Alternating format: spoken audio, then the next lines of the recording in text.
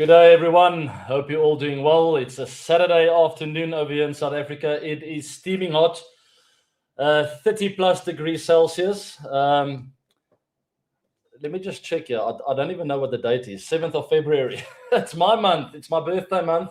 So I'm sure I will be excused for being a little bit all over the place. The year has kicked off with an absolute bang.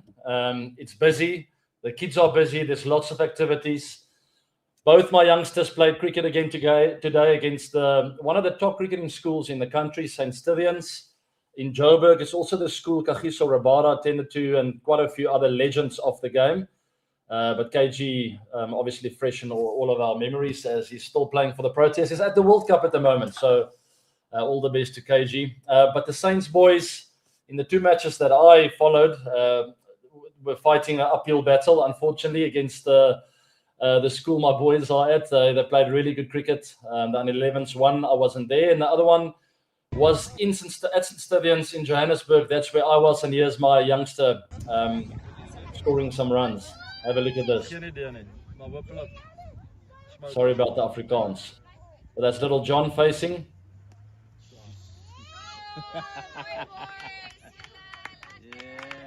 There it is. So I'm not showing off, guys, but I am a proud dad. He got 91 today, unfortunately, just shy of his 100 of 70-odd balls. Quite a few other individuals in the team played exceptionally well. But the most important thing is they really just enjoy the game. And it's so good to see. It was a great game of cricket. The St. Stithians boys, they're under nines. I mean, they're youngsters. They're all wearing their blazers. They take their hats off when they greet people. Good morning, sir. I heard that on numerous occasions this morning. It was just really refreshing seeing two schools with really good manners, discipline, just a great culture that they helping these kids grow up with. And that's the thing I'm most impressed about, is the boys enjoying the game and respecting the game of cricket and respecting life itself, human beings, greeting nicely. And I absolutely love that. So that was very special to see. Well done to them for celebrating cricket today. And that's exactly what it's all about. All right, that's enough of me. Let's talk a little bit about RCB. The women won the Women's Premier League. I almost said the IPL, the WPL, guys. Second trophy. And all of a sudden, the city of Bengaluru seems like we've unlocked the trophy cabinet. And we said, okay, we've had it closed for enough now. Women won first up. The men went on to win the IPL last year. Now the women are following up with another victory. Absolutely phenomenal. Congrats to the entire team. I would love to single out individuals, but I just really think the most important thing is they played as a team. They had a little bit of a stumble after that break where they had about 4 days off in the middle of the tournament. I spoke to Sri Lanka around that time where they were very much looking forward to it. And I thought to myself after the chat, a break is always good. It's refreshing. The bodies get refreshed and ready to roll again. But sometimes there's just a little bit of something lacking, that intensity, when you start again. And that was the case as they stumbled a little bit for a couple of games, but very quickly turned it around again, got back on the winning train, and they went all the way to win that final. What a phenomenal final. It was close at the end. I was biting my nails. It wasn't an easy finish, guys, when the whole season is on the line. The trophy is on the line. What a phenomenal victory. And yes, we just had a little plug on there with Sri Lanka's interview that I did. Such a lovely girl with a very bright future. She still wants to become one of the best finishers with a bat in hand in the world. And that's her motivation. And she aspires to be exactly that. We know exactly what we're going to get from her with a ball in hand. But she is your typical great that really always feels that there's more. We got to keep pushing, keep raising the bar. I want to become a more complete player. No one can be perfect, but we can always strive to become better and to become better at our own games. And that was a mindset and an attitude. And I'm not surprised that that's the kind of attitude Team RCB went into this tournament with and ended up as champions. Phenomenal victory. Congrats to the entire squad from the top right to the bottom, everyone that played a part. I know very well it's not easy to go and win one of those big tournaments. The IPL and the WPL, and the women went on to do it. More inspiration for the men later on this year to go back to back. Virat and the guys Rajat Patidar and the entire team, all the best. I'm already looking forward to that. But before we get to that, it is World Cup time, guys. T20 World Cup happening over there in India and Sri Lanka. And we've kicked off with a Pakistan win against the Netherlands. Convincing, but not so much. Also, with that 7 down in that chase, only 3 balls to go. What a game of cricket. They'll feel, why I say convincing is you don't care. You don't spend any energy whatsoever on how you win games of cricket at World Cups. World Cups are tricky. And if you win it, it's a convincing win. You got to brainwash yourself almost and not analyze too much and just take what you get from it. Take the learning, move on. We've won a game of cricket, and now we move on to the next chapter. So well done to Pakistan. There's another game that's on the go now. That's at Eden Gardens, guys, in Kolkata. The West Indies against Scotland. West Indies got a firm grip on this game with a decent total. They've got Scotland in a fair amount of trouble initially with this game. So we'll keep a close eye on that. And then the big one, India against the USA. USA, a huge country, but relatively fresh and small in cricketing terms still, but slowly but surely building up momentum, featuring more often in these big tournaments. And with that kind of exposure, we've seen with teams like Bangladesh, Afghanistan, over the years becoming stronger and stronger and stronger, ultimately ending up beating big teams. And I'm guaranteeing you now, very soon we'll see some of these teams in the semi-finals and finals of World Cups. Maybe touch wood this year for Afghanistan, who knows? A lot of people tipping them for one of the dark horse favorites to end up in the knockout stages. Guys, I'm going to take a few questions before we move to the next topic. It's all about the World Cup now. If you want to ask some questions about RCB and the phenomenal performance for the women's team, please go ahead and do so. What do you think? Can the West Indies lift their third title? Can they lift their third title? Possibly. They're always a dangerous side. Guys, on paper, when I look at them, very dangerous players, 4 or 5 superstars, but they lack a little bit of depth. I feel, especially with the ball in hand.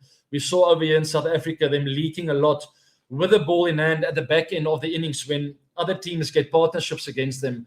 They find it really hard to get breakthroughs in those middle overs towards the back end. So that's maybe one area where they're missing a little bit of X factor. They've got good bowlers with Jason Holder, Akil Hussain with a left-arm spinner. All around, good experience, but there's not one Sunil Narayan that stands out, a Rashid Khan, a Chakravarti, a Kuldeep Yadav, something like that. Someone like that, rather, who can actually just come in and go, the opposition is in a great position, but how do we get them from 4 down to 7 down? So we force them to rebuild during those middle overs towards the back end. And unfortunately for West Indies, that's not been the case. So yes, of course, they can lift their third title.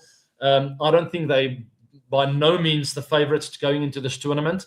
But like all other teams, they stand a chance. It's a small chance because I think India sort of, when you look at it from a 100% point of view, I think India takes about between 40 and 60% of that chuck away already. And then you get all the other teams, Australia, England with 15, somewhere there, South Africa with a 10, West Indies maybe with a 5. You know what I'm saying? They make up the rest of the 100%. Doesn't mean they can't win, but it's a small chance. So that's the way I see the West Indies. They're going to need a lot of their players, their superstars, to stand up. They'll maybe need 1 or 2 of the lesser-known players to come through firing, like a Carlos Brathwaite in that one that they won in India, where he Ben Stokes for those 4 sixes, all of a sudden announcing his arrival in a final at a World Cup. So I feel the West Indies will need like a bit of magic or a miracle, whatever you want to call it, like that, to go all the way. So unlikely, but you never know with them. They are dangerous. They're a very talented squad, just lacking a little bit of depth in the bowling department, in my opinion. And sometimes their batters are a little bit naughty of not extending those partnerships. Very dangerous batting unit, but sometimes throw their wickets away cheaply. So that's the long and the short on the West Indies side. Looking forward to watch them play well during this tournament. All right, I see something of Schmitty, WPL champion, phenomenal. I love that picture right there. That was prior to the tournament, and you see this collage taken, almost inviting the rest of the team, saying, we are ready, we know what it takes to win a trophy, and we're going to try and do it again. And they did. Did you know that Schmitty had a high fever before the WPL final? Funny how fever brings out beast mode, like when you had fever before playing against West Indies. Yes, I very clearly remember that. One of my best knocks of my life, ODI knocks that is. not feeling well. I think it was around 3 o'clock in the morning when I still haven't slept a second, and I had cramps in my stomach. I had headaches, migraine, all kinds of stuff going on. I had the doctor over at 3 a.m. in my room, giving me an injection just to get me to sleep, to take the pain away. Yeah, I mean, fond memories of that, because in a weird way that relaxed me a lot. I just sort of took the result away. And sometimes when you do that, and that's what the great players do, is when you cross the boundary rope, when you step on the tennis court, when you enter the golf course arena in the final day of a Masters or big tournament, the greatest players in the world find a way to put the result aside and go, what do I need? What do I need to do to be at my best today? How can I have a bit of X factor about me today against the golf course? Instead of fighting this huge battle against the opposition, you almost take that completely out of the equation. And I had this conversation, funny enough, with John in the car on the way back home. And he told me that one bowler was a big guy and I was a little bit scared of him. And I said, but John, the minute he lets the ball go, he's not in control of the ball anymore. So now the opposition is completely gone. Same with tennis. When that ball comes towards you, it's just you and the ball now. You've got to find a way to put it in a position where you can ultimately win the point. And same with cricket. Doesn't matter if the guy is 2 meters tall. The minute he leaves the ball, it is something that you've been training for. If it's a bad delivery, doesn't matter if it's a big guy, you can put it away. And vice versa is true. The smallest, most insignificant looking bowler can bowl you the best delivery you've ever faced of your life. So that was my message to him. Always just play the ball. Yes, look at the field, the conditions. Think of what the bowler's doing. Is he swinging it? Is he going to try and bowl Yorkers? And then it's just you and the ball. So sometimes when you don't feel well, you sort of forget about the result and you think about the process. What do I need to do to be at my best today? Maybe that happened for Schmitty, where she went, it's a WPL final. Yes, I'm feeling nervous, but I'm so sick now. I can't worry too much about the result anymore. Now all I'm going to do is just make sure I get on the park and I do the basics well, get myself and this team of ours in a position where we can ultimately win the game. But well done to her, fighting it through, bringing out beast mode. What a wonderful win. What a great chase in the final. It's never easy to chase a big score down in a final. It came down to the last few balls. Absolutely nerve-wracking. And like a championship team, they found a way to cross the line. Congrats, Team RCB. Another question on RCB, guys. I'm not sure what it's about. Here we go. Have you heard about the news of RCB new owners' bids? Any thoughts? I have heard the rumors. I don't have any substantial, groundbreaking news for you guys. I'm sorry. All I know, it's a lot of money. But that's the beauty of RCB and what they've built over the years. This incredibly strong franchise with this great brand of cricket that they play. It's entertaining. People love following RCB because of the way they play and their fighting spirit. A very, very difficult lean patch for many years. And then I've got to say, the women came out and broke those chains down, right? And opened up the door, I think, for the men to go, okay, we've had enough hardship over the years now. Now it's time to focus on what's important here. Let's go and win a trophy. Easier said than done, guys. It's a very, very difficult tournament to win, especially for the men's with the 10 teams, only 4 going through. The women, I'm pretty sure there will be new teams introduced really soon, which will make it harder to go all the way because the more teams there are, the more other teams stand a chance to win as well, right? So very competitive, very, very difficult, but what a phenomenal performance over the last few years. I have no idea who the owners, who's bidding. I don't know. I heard crazy numbers that people are prepared to pay for this franchise.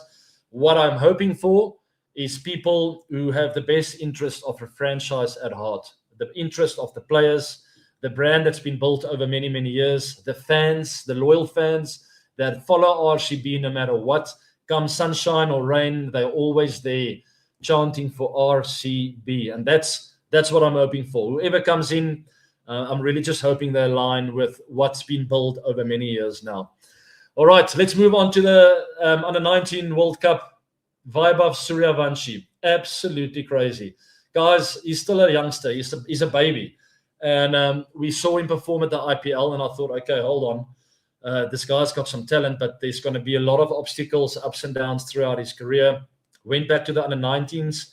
And I think for most players or people who sort of get a taste for the highest level, to step down and find that same kind of passion and drive and intensity at a lower level is really difficult. And I've got so much respect for him at his young age to have the maturity to come a step down. You could easily be arrogant about it and go like, this is not for me, this is too low of a level.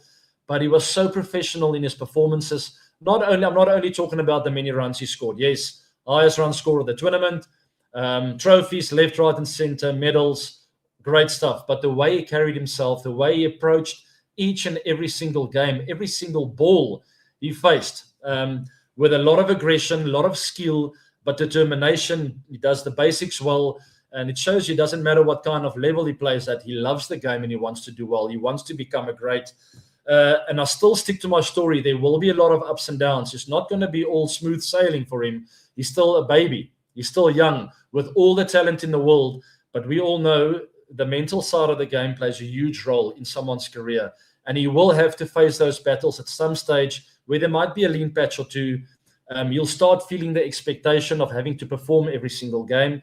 But I've no doubt that he's got what it takes to find a way to work through that. He's already showing signs, stepping down a level and still showing the same kind of basics. So bright future for India here. Indian cricket, as I've said, so many occasions, look in a really good shape, incredible depth in all the formats. So, and the under 19s just looked like a really strong group. Taking nothing away from England in that final. They weren't far behind the run rate chasing, guys. They got to 311 with still 10 overs left, right? And if you think about T20 cricket, ODIs, 100 runs of 60 balls is not impossible these days. They ran out of wickets, but it shows you there's a lot of talent with Team England as well. I saw some standout performers throughout the tournament. Dawkins, Ben Mays, quite a few others that were phenomenal. I can't remember the guy. Falcon, I think, was the guy who scored 100 in that final. That was really good of me to remember that last name. But great batting and a great team. So no doubt some of these players will meet in the future again for their national sides. We'll wait and see who the ones will be that will come through, that's got the mental capacity to find a way to go another step up. Not a lot in the skill changes, but it becomes more of a mental game where you got to believe in yourself a little bit extra because of the occasion and the moment of representing your country. You think about your family and the entire journey. And the minute you start failing a bit, you start thinking, am I throwing my career away here? What am I doing?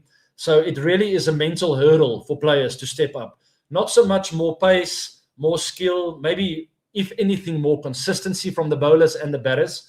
The batters make less mistakes. The bowlers bowl less bad balls. But other than that, you will find yourself like a Suryavanshi will go to the IPL or play for India soon. You'll face the first few deliveries against Australia or Pakistan, and you'll go like, this is not too much different. But what you'll find there is there will be more consistency, less mistakes, and obviously a bigger occasion representing your country. If you can cross that hurdle, you'll most probably have a very fruitful and long career.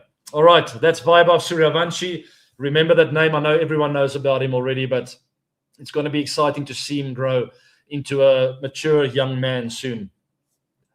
I saw in the analysis saying Abhishek Sharma uses a lightweight bat, holds it low on the grip, and keeps it near the shoulder, which helps him pull the ball. Do you think this really helps? Every player is different. It makes sense to a certain extent, but also not.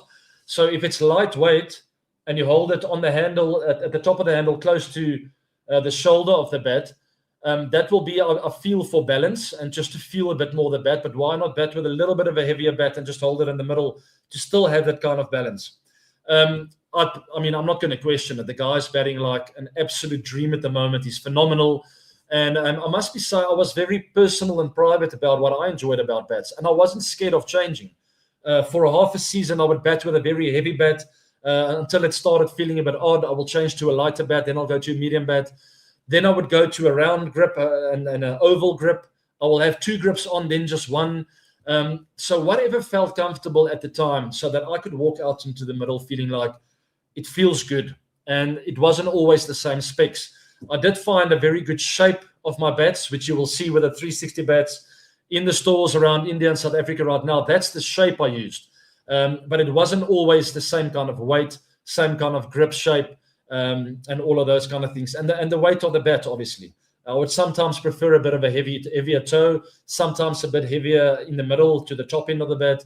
It depends what works for you. And I always speak to you guys about finding your authentic self. And that's the same thing with cricket, guys. And the bats you use is not looking at what other people are doing. So for Abhishek, that's the message to him. If it's working for you, do it, go for it, and keep having the ability to change when it doesn't work anymore, to go, you know what, maybe it feels more comfortable putting another grip on, or having my grip a little bit higher on the handle, whatever the case may be. He's got to figure it out himself. And it seems like this right here, he's figured that out himself. Interesting for other people to listen to, but it doesn't mean it's going to work for someone else, like a Virat Kohli, for instance, or whoever else. There were guys like Sachin Tendulkar, which used to cut off the top end of his handle. I tried it once because Sachin does it, and it never worked for me. All right, so the moral of the story is find what works for you. Be your authentic self. You can get tips, you can try it out, but ultimately you're going to have to find what works for you. All right, that was a long answer. What advice would you give these two boys, Ayush and Vaibhav, to handle the sudden fame, the pressure after winning the U19 World Cup? Generally, that comes with a good mentor, a good family member, someone who keeps them grounded. That's what I definitely found throughout my career is, yes, I felt the pressure and I felt the expectation building as I went from high school and I got a bit older. All of a sudden, in the Proteas side, I was like, whoa, what is happening here? But I got a phone call from my mom immediately going like, my child, I'm so proud of you. Just go and enjoy it. And then immediately that brought me back home, back down to earth, going, it's not everything in life, right? I'm very happy now. Here's the start of my career, the biggest opportunity of my life. Yes, butterflies all over the place. But still, my parents, people like that, mentors, kept me grounded and reminded me of the important things of life, the values and the little things that don't cost money, smiling, enjoying nature. So always reminding yourself like that. And I think that will be important for these two youngsters to have people in their lives that remind them to enjoy the journey, enjoy life, enjoy your relationships, your friendships that you've built, and keep those things the most important things in life. And then cricket, yes, that is your passion. Go for it. Go free yourself up. Have fun, become the best in the world, or at least aspire to become the best. And as long as they keep that kind of mindset, you will always feel the pressure. We all do, no matter what walk of life you're in. If you're in business, property, specialist, if you, whatever line of work you are, what passion you have, just remind yourself constantly of that. Yes, follow your dreams, your passions, but they're more important things in life. All right, that helps, trust me. Love from Italy. There we go. I spoke to Joe Burns, guys. If you haven't listened to the interview, I'm sure the team will plug it soon. Go have a look in the YouTube channel down below somewhere. I had a nice chat with the former Australian player, Joe Burns. I played a few games against him, actually. He then qualified to play for Italy at the World Cup with some controversy. Ended up not going to the World Cup, which is a shame to all of us. He explains a bit more about it with us, and he still loves his team that he represented. He's got a fond memory of playing for them and a great connection with Team Italy, who, I think you guys we just got to love that, right? Seeing Italy at the World Cup, something I never thought would be possible 10, 15 years ago. So that is just great to see. We had a nice chat. We had some technical difficulties. So sometimes the line goes up and down, but just a great guy. I also played with him at the Brisbane Heat with my 1 year of Big Bash that I played, and I grew fond of the city, and also guys like him. Is just a phenomenal, great guy, down to earth, very welcoming, especially to me when I was there. So that's Burnsy, and I want to thank him again for his time. Let's talk about Australia, guys. Australian pace trios out of the T20 World Cup. Big blow, yes. Suddenly the chance of going high has come down, also with their weak spin game. What do you say? Zampa's there. Yes, guys, when I look at on paper here, I don't want to make statements. Just there's not, and I said it in the previous episode, I think, where there's not a lot that excites me about the squad. And that's no disrespect whatsoever. They have great players. Travis Head, Mitchell Marsh, Cam Green, Maxi is there, and then Zampa. And then all of a sudden I go, but where's the rest of the experience? Where are the rest of the guys that have won trophies in the past? They have a great reputation of winning trophies and always being contenders at World Cups. but I just feel they're lacking something here this year. Tim David, fantastic player. I feel the bowling department might let them down during this World Cup. There's just way too many bowlers, in my opinion, that's hittable. So we'll see. They're a smart cricket team. They're competitive. They're fighters. So there's absolutely no doubt they're going to be a pushover. But it's definitely not the strongest Aussie squad I've ever seen at a World Cup. And that's just the honest truth. Yes. So I don't know what else to say. Famous last words, watch them go on and win the World Cup. And I'll go back to it. I'll own up to it because they are a championship side. They know how to win trophies, but I can't see the squad going all the way. My humble opinion, but let's see, with all due respect. All right, Team England, I think, look a bit stronger. I feel we'll see them at the back end. Very dangerous side. We'll pull up the squad in a second. They went to Sri Lanka recently. They look like a street smart team who plays very aggressively. Great experience, different to Australia, where I feel Team England have a lot more experience in the camp. Adil Rashid bowling beautifully. It seemed like the Sri Lanka batters weren't picking him at night. And that's the one department or area that I feel South Africa is lacking again. Someone who can come on where the batters feel like, I don't know what's coming next. And that's what you need sometimes in the 13th over, when the perfect partnership is set up, the game is slipping through your fingers, and Sunil Narayan or Rashid Khan or Adil Rashid or Zampa, someone like that comes in, gets the ball, you put a slip in there, and you make the batter feel uncomfortable. And all of a sudden you get one, and you go bang, bang. And out of nowhere, they go from 3 down to 6 down, and it's game on. Area that South Africa, I feel, is lacking a bit, and I feel England's got that. Very great, good experience in the batting department, and they've got some X-factor bowlers too. All right, so we'll see how they go. I'm pretty sure they'll be in the knockout stages. Whether they'll go all the way, I don't know. We'll wait and see, guys. That's the beauty of sport. No one knows, right? My name is Mayank Bajia from India. I want to ask you how you manage balance in white ball cricket and red ball. So I've covered this before, and I can literally speak about this for 2 hours. I've had this question on many occasions with talking to academies about the game, talking about youngsters, to youngsters about the game. And I would always say it was a fairly easy transition to me, because I always had put such a high regard on my basics. And I felt the basics stayed the same no matter what game you played. The only thing that changes is the match situation. Sometimes you need 10 runs and over. Sometimes in ODI cricket, you only need 5 runs and over, but you have to play more of a marathon knock. And that's the only thing that changes, that the basics still stay the same. I still do the same things. I never ever felt in T20 cricket all of a sudden the first ball I have to now reverse, switch, hit, whatever the case. I always felt like, you know what? If I see the ball, if I let it come into my space, I wait nice and late, play it under my eyes, and I show good body language. I keep my head nice and upright. I read the match situation, the conditions, the dimensions of the ground. I look up at the scoreboard. I talk to my partner. I do all the basics well. I will always give myself the best opportunity to perform. And when I do that accurately, I will help the team to go on to win the game as well. So that's the long and the short, guys. It doesn't matter if it's a pink, white, red, black ball. I don't care. At the end of the day, you look at the match situation and you play what you're confronted with. That's it. And sometimes you'll have a bit of a counter attack because you feel threatened. You have different ways of countering. Some guys might come out of the crease just to upset the bowler's lengths. Sometimes I would go a bit more to the offside. Sometimes I'll show my stumps a bit more. Whatever I could do to get the threat out of play. So I would always analyze, how's the bowler trying to get me out? What is my most dangerous delivery here? And how can I counter that? And the minute I sort of find a way to counter that, I then start building a plan to inject a bit of momentum. Where can I expose the bowler now that I'm in?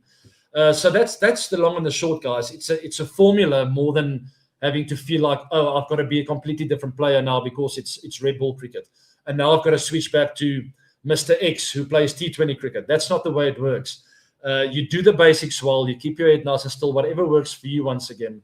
You do that consistently, and you'll find a way to build innings better in all the formats of the game more consistently. There we go.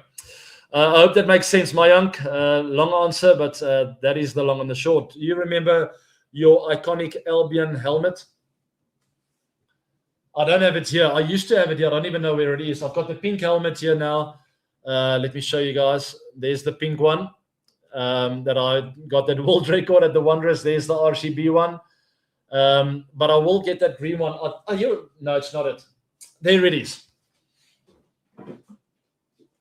There it is. I think you're talking about this one, right? It's still got the tape and all the usual stuff in there. I never enjoyed this piece of plastic, that rubber they put at the bottom, so I would always rip that off. But that's it. There we go. It's got a hole in there. I always put a bit of tape on there. Then I took it off, and I thought the character of the helmet is nice. It's almost lost its color a bit. But this was the one and only at the start of my career. Anyway, yes, I do remember that helmet. It saved my life a couple of times, especially that fast bounce I faced off Brett Lee at Perth with my first ever Australian tour. It also saved me against Mitchell Johnson at Centurion when he was bowling rockets at my head.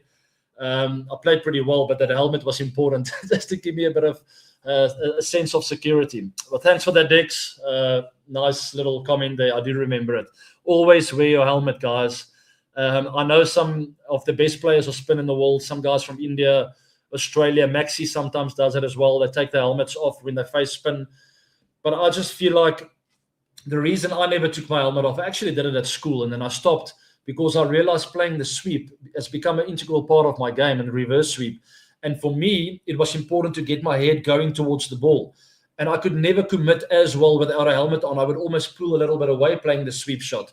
And then I just decided I'm just going to keep my helmet on because I commit so much better. I get better performance out of my sweep shots. And obviously, sometimes you get a top edge. It's not a bad shot necessarily. It just bounced a bit and it hits you in the face. I mean, it just doesn't make sense. But anyway, there are some players that just feel comfortable doing it. Good for them. Then the nice thing is very, very few players play the sweep and the reverse sweeps when they're wearing the cap. So it's almost an advantage to the bowlers as well. They can now plan knowing there won't be any sweep shots because most players will just sort of be scared. Anyway, whatever suits people around the world, they've got to do, right? Henning van der Merwe, you sound like you are from South Africa with me. We speak a bit of Boertjie English. Henning, sorry, now I have no idea if you're Afrikaans or not, but that name rings, well, it's got a Afrikaans ring to it. When are you going to convince Virat to play in the SA24? Oh, that would be amazing. And maybe a 3-game charity invitational at the Wanderers, Kingsmead, Cape Town. So the reason why most of the Indian players, well, I think all the Indian players have never been here. Maybe, I think last season there was someone, I can't remember who was it. Was it Robbie Uthappa? Danish Karthik, I think, played for Pearl Royals. But generally, it's retired players. There are very strict rules in India with the BCCI, not allowing their players to play any other franchise tournaments apart from the IPL. They get paid well, and it makes sense to a certain extent because they want to protect the IPL. They understand that the Indian players at the IPL play a big part in the success of the tournament, and they don't want to share it with the rest of the world too much. So it makes sense to a large extent, and they want to obviously keep the crop of players fresh for their national teams. Makes sense. Good question. Hopefully Virat and some of the other legendary Indian cricket players will make it to the SA20, maybe invitational. Maybe I'll have an invitational game one day and hopefully get Virat over here. But I can guarantee you it will have to be after him retiring completely from Indian cricket and international cricket because those are strict rules for the BCCI. All right, guys, that is it. What a fantastic session with you all. Thank you very much for joining. Thanks for all the questions and taking part in the show. Lots of exciting stuff coming up. I've got so much more to share. And you are absolutely right. Isalakab Namdu. Hopefully more of that with the men's team later on this year. We're all eagerly awaiting the IPL schedule around, I think it'll be between March and May month. I'm not sure if it's really been released. I don't think so. I'm looking forward to that. RCB, have a great weekend, guys. Manchester United is kicking off. I've got to run. We need another win. Let's go, guys. We're building up some momentum with the Red Devils. To all of you Man United fans out there, I love you guys. Follow me on YouTube, Facebook, X, Instagram. Thank you for all the love. I appreciate you all, and I'll see you in the week. There we go. Subscribe to the channel. Hit that bell notification. Otherwise, you'll miss out of the moments I go live. Have a great weekend, guys. It's 0-0 after 8 minutes. Thanks, team, for letting me know. Again, go Man United. Go Bruno. Cheers, guys. Have a good weekend. Bye now.